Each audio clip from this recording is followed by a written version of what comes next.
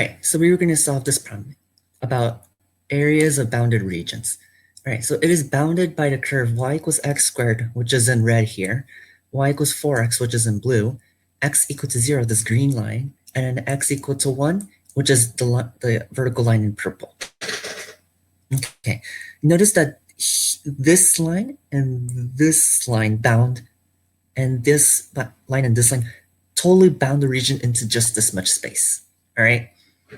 Now, in order to find the area that is bounded by two y equals functions, all right, we're gonna do this from, all right, and we want to do it in respect to x, right? Because notice that our vertical lines can be done in dx. So then we're gonna do it in an integral that is in terms of dx. So your lower bound limit of integration is x equals 0.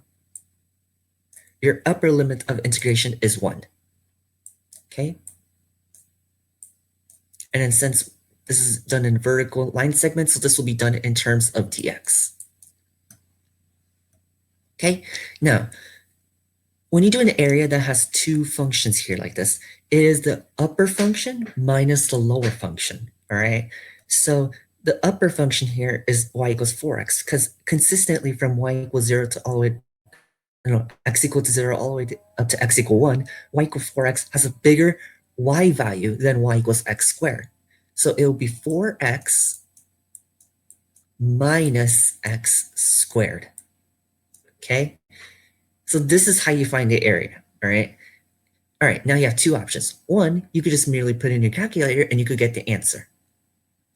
But however, to make sure we maintain a mathematical proficiency, we should be, solving it by hand. All right, so we're gonna, okay, so let's solve it. So let's take the antiderivative. So the antiderivative of x is x squared over 2 times 4, right? Because we have to put that coefficient in front, minus x squared. So minus, all right, the antiderivative of x squared is x cubed, right? Because we're adding the power of by 1 divided by 3, right? So it'll be minus x cubed over 3. Notice that this is our antiderivative now. Because this is a definite integral where we have a limit of integration, we are not adding c, but we will merely find a difference from 0 to 1. Okay. All right, so then 4 divided by 2 is 2, okay? And then we're gonna do 1 squared minus 0 squared minus x cubed. So now we're gonna plug in 1 cubed, which is 1, minus 0 cubed, which is 0, and divide that by 3.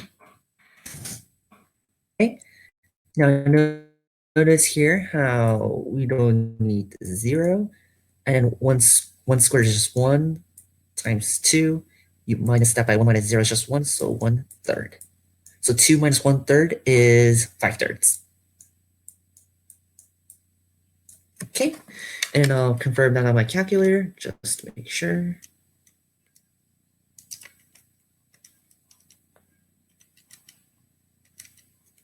Okay, and then I'll do 4x minus x squared. And sure enough, yes, it does say 5/3. All right, and then I'll answer part B on the written response. All right, thank you for watching this, and I hope this helped to answer your question. If you have any questions, comments, or concerns, please let me know. And any feedback about my tutoring or my recording is highly appreciated. Thank you.